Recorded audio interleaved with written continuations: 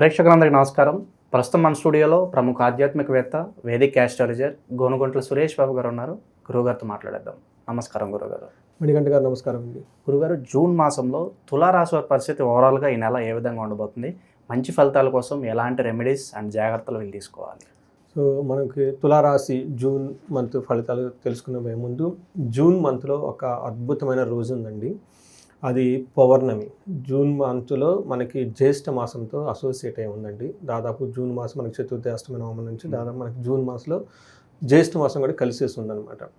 మనకి జూన్ 11న ఆ రోజు బుధవారం వస్తుంది. ఆ రోజు పూర్ణిమ, జ్యేష్ఠ మాస పూర్ణిమ. దీన్ని ఏరువాక పున్నమి అని అంటారండి. బాగా పాపులర్ విలేజెస్లో.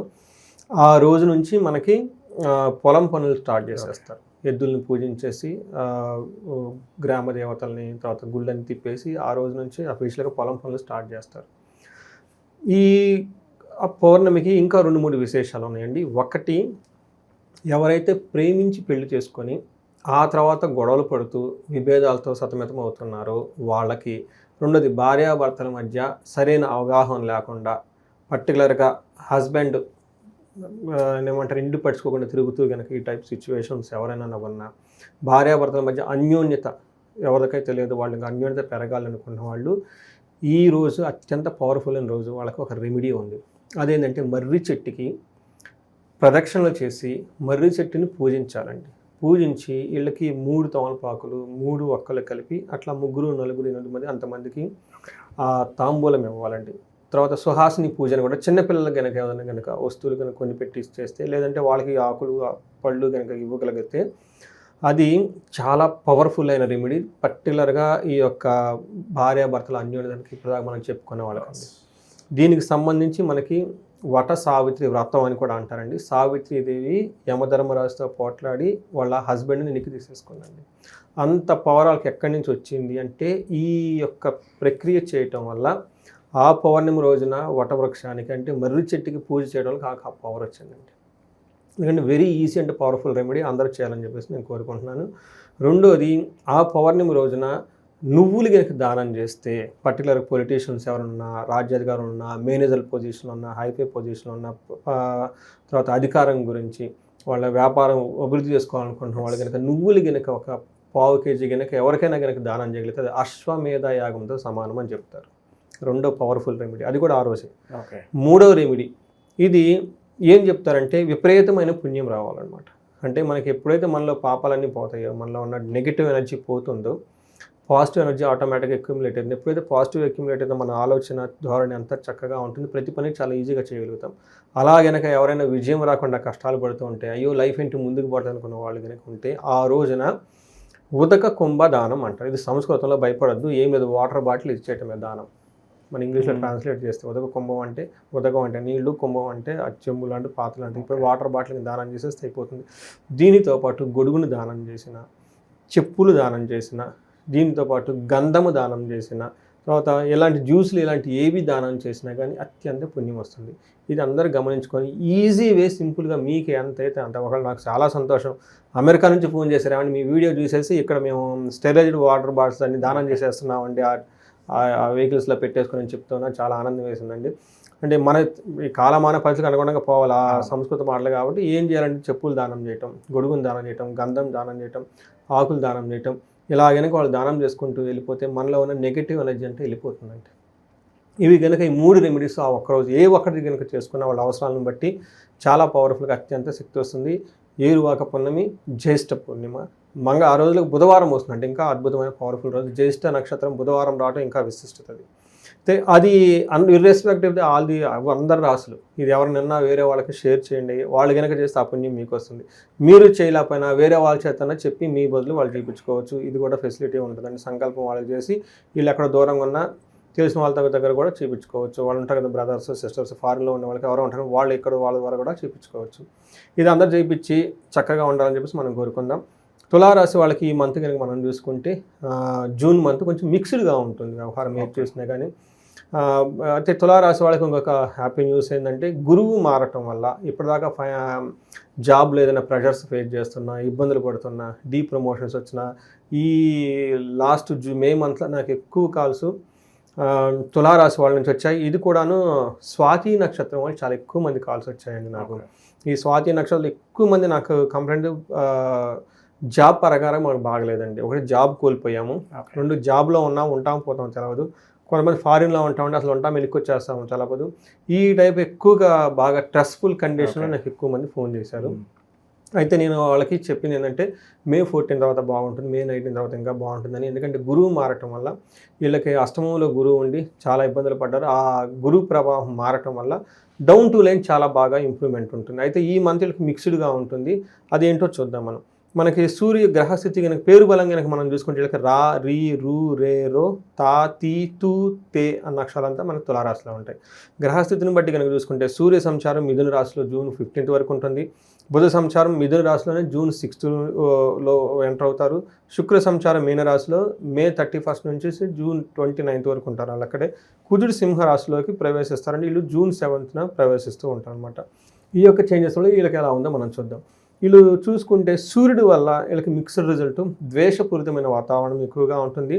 ఇప్పటిదాకా రియల్ ఎస్టేటు ఇవి ఏదైనా కనుక పొలాలు అమ్మాలనుకున్నా లేదంటే అమ్మాలి కొనాలనుకున్నా అలాంటి వాళ్ళకి వచ్చినట్టే వచ్చే అవకాశము కొంచెం తక్కువ అవకాశం ఎక్కువగా ఉంటుంది. లేట్ అయ్యే అవకాశం ఎక్కువగా ఉంటుంది. ఆటంకాలు కలిగే అవకాశాలు ఎక్కువగా ఉన్నాయి.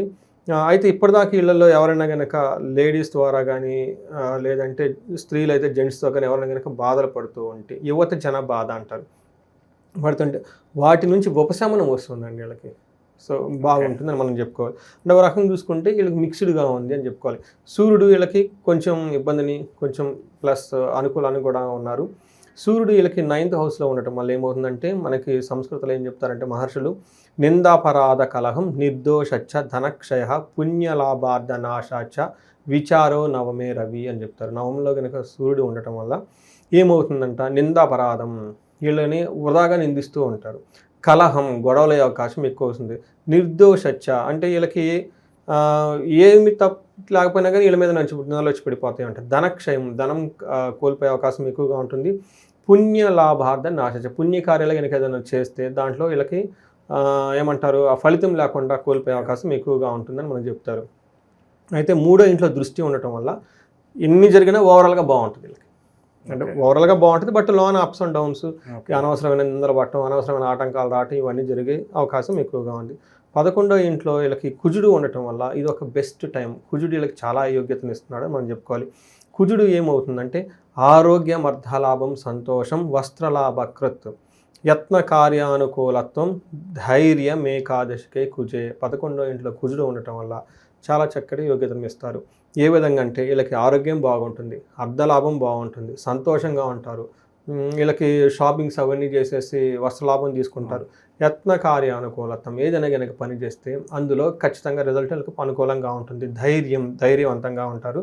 అంతేకాకుండా ఇష్టమైన వస్తువుల ప్రాప్తి, భూలాభం, రియల్ ఎస్టేట్ రిలేటెడ్ ఎవరైనా కనుక చేస్తూ ఉంటే ఇందాక మనం చెప్పుకున్నాం కదా ఆటంకాలు కలుగుతాయి, బట్ ఓవరాల్గా లాభం ఉంటుంది వీళ్ళకి. అంతేకాకుండా 6వ ఇంట్లో దృష్టి ఉండటం వల్ల ధనం ప్రవాహం బాగుంటుంది, సక్సెస్ ప్రకారంగా బాగుంటుంది. అయితే 2వ ఇంట్లో దృష్టి ఉండటం వల్ల డిస్ట్రక్షన్ ఆఫ్ ఫైనాన్స్, ధనక్షయం, ధనాన్ని కూడా కోల్పోయే అవకాశం ఎక్కువ. ఇది నెగటివ్ సైడ్లో కుజుడిచ్చేది. మనకి శుక్రుడు 7వ ఇంట్లో ఉండటం వల్ల ఇది మంచి పొజిషన్ కాదు. బట్ దృష్టి 1st హౌస్లో ఉండటం వల్ల కొన్ని విషయాల్లో అనుకూలంగా, కొన్ని విషయాల్లో ప్రతికూలంగా ఉంటుంది. ఫేవరబుల్ అన్ఫేవరబుల్ కండిషన్స్ ఉంటాయి. మనకు ఫేవరబుల్ కండిషన్ కనుక చూసుకుంటే వీళ్ళకి కోపం స్తథాభీతి, ఎప్పుడు కోప్పడే అవకాశం ఎక్కువగా ఉంటుంది. భయం కలిగే అవకాశం ఎక్కువ ఉంటుంది. క్లేశ జీవితం ఎప్పుడు ఏదో ఒక ట్రబుల్స్తో ఉంటుంది. స్త్రీ జాడ్యం, మేహ రోగాది భృగో సప్తమే అంటే లేడీస్తో గొడవలు పడే అవకాశం ఎక్కువగా ఉంటుంది. మనసు విభేదాలు వచ్చే అవకాశం ఎక్కువగా ఉంటుంది. అదే స్త్రీలైతే జెంట్స్తో విభేదాలు వచ్చే అవకాశం ఎక్కువగా ఉంటుంది. స్త్రీల వల్ల మనకి కష్టాలు లేదంటే పురుషుల వల్ల కష్టాలు ఎక్కువ వస్తాయని చెప్పుకోవాలి. అయితే వీళ్ళకి లవ్, రొమాన్స్, ప్లేజర్ ఇట్లాంటి విషయాల్లో చాలా బాగుంటుంది. ప్రేమ వ్యవహారాలు, అన్యోన్యత, దంపతుల మధ్య అన్యోన్యత విషయంలో ఓవరాల్గా వాళ్ళకి సుఖంగా, భోగంగా, చక్కగా, హ్యాపీగా ఉంటారు. వీళ్ళ కుజుడు అంటే ఓవరాల్గా మనం చూసుకుంటే వీళ్ళకి ఒక 70-75% చాలా బాగుంది ఈ తులారాశి వాళ్ళకి. అంటే ఇప్పటిదాకా నాకు ఇందాక చెప్పినట్లు కాల్స్ ఎవరన్నా వచ్చుంటే ఈ సిచ్యువేషన్ స్లోగా ఒక్కొక్కటి బయటపడేసి ఒక మంచి పొజిషన్కి వెళ్తారు. ఈ తులారాశి వాళ్ళు మా ఉగాది ఫలాలు, రాశి ఫలాలు కూడా చెప్పుకున్నాము. ఒకసారి అవి కూడా చూస్తే ఆ పరిహారాలు కూడా చెప్పడం జరిగింది. ఓవరాల్గా ఎలా ఉండబోతుందో అందులో వివరించాను.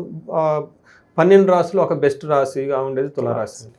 గురుగారు ఇక ఈ రాశిలో ఏ నక్షత్రాలు ఉంటాయి, స్పెసిఫిక్గా ఆ నక్షత్రాల వాళ్ళకి ఎలా ఉండబోతుంది గురుగారు? మనం నక్షత్ర ఫలితాలను చూసుకుంటే చిత్త, స్వాతి, విశాఖ 3 నక్షత్రాలు ఉంటాయి. చిత్తా నక్షత్రం వాళ్ళకి క్షేమంగా ఉంటారు, పరవాసం, ఫారిన్ వెళ్ళే అవకాశం ఎక్కువగా ఉంటుంది.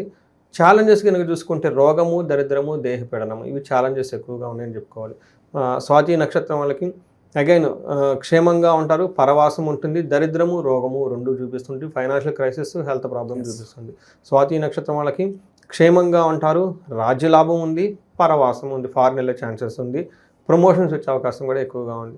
ఛాలెంజెస్ వచ్చేటప్పటికి దరిద్రము, రోగము, ఓవర్ ఫియర్, అతిగా భయపడే అవకాశం కూడా ఎక్కువగా ఉందని మనం చెప్తారు. ఇది కొంచెం మిక్స్డ్గా ఉంది కాబట్టి కొన్ని విషయాలు ఇవి కూడాను ఎక్కువగా వీళ్ళకి హెల్త్ గురించి, ఫైనాన్షియల్ గురించి ప్రాబ్లమ్స్ కావాలి. బట్ మిగతా విషయాల్లో చాలా బాగుందని మనం చెప్పుకోవాలండి. ఓకే గురుగారు, ఇంకా మెరుగైన ఫలితాలు పొందడానికి ఎలాంటి పరిహారాలు ఈ రాశి వాళ్ళకి బాగా అవసరం అంటారు? ఎలా వీళ్ళకి 9వ ఇంట్లో సూర్యుడు ఉండటం వల్ల కొంచెం ఇబ్బందులు పడే అవకాశం ఎక్కువగా ఉంది.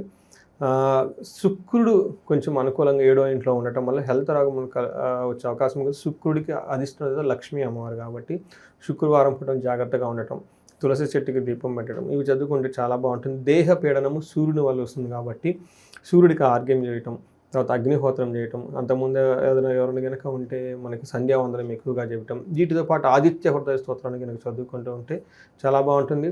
ఓవరాల్గా క్షేమం, కుజుని వల్ల బాగా యోగ్యతను ఇస్తున్నాడు కాబట్టి బాగుంది. బుధుని వల్ల పరవాసము, ఫారిన్ వెళ్ళే అవకాశం ఎక్కువగా ఉంటుంది కాబట్టి వీళ్ళు విష్ణు సమూర్తికి సంబంధించిన ఆలయాలు దర్శించుకుంటే చాలా బాగుంటుంది. హైదరాబాద్కి దగ్గరలో పెంజర్ల బెంగళూరు నేషనల్ హైవే మీద ఉంటుంది, అనంత పద్మనాభ స్వామిని దర్శించుకుంటే ఇంకా చాలా బాగుంటుంది. ఇవి కాకుండా వీళ్ళు పర్సనల్గా ఇంకా ఏమైనా ఛాలెంజెస్ ఉంటే వాళ్ళు మన్యు పాశుపత అభిషేకం చేయించుకున్న, చండీ పారాయణము, చండీ హోమం చేయించుకున్నా కానీ చాలా అద్భుతంగా ఉంటుంది. వీళ్ళకి మనకి రాజ్యలాభం కూడా చూపిస్తుంది కాబట్టి ప్రమోషన్స్ రావాలన్నా, లేదంటే నాయకత్వ లక్షణాలు కావాలన్నా, సీనియర్ లెవెల్ మేనేజర్స్గా ప్రమోషన్స్ అలాంటివి కావాలన్నా రాజశ్యామల యొక్క యోగము అవి చేయించుకుంటే, యాగం చేయించుకుంటే ఒక 2 days 3 days దీక్ష కొట్టేసి మంచి ఉన్నతంగా ఎదుగుతారండి వీళ్ళు. ఓకే, ఓవరాల్గా జూన్ మాసంలో తులారాశి వాళ్ళందరికీ కూడా ఏ విధంగా ఉంటుంది, ఎలాంటి రెమెడీస్ చేసుకోవాలి, మీ మాటలు అద్భుతంగా వివరించారు గురుగారు. ధన్యవాదాలు. నమస్కారం.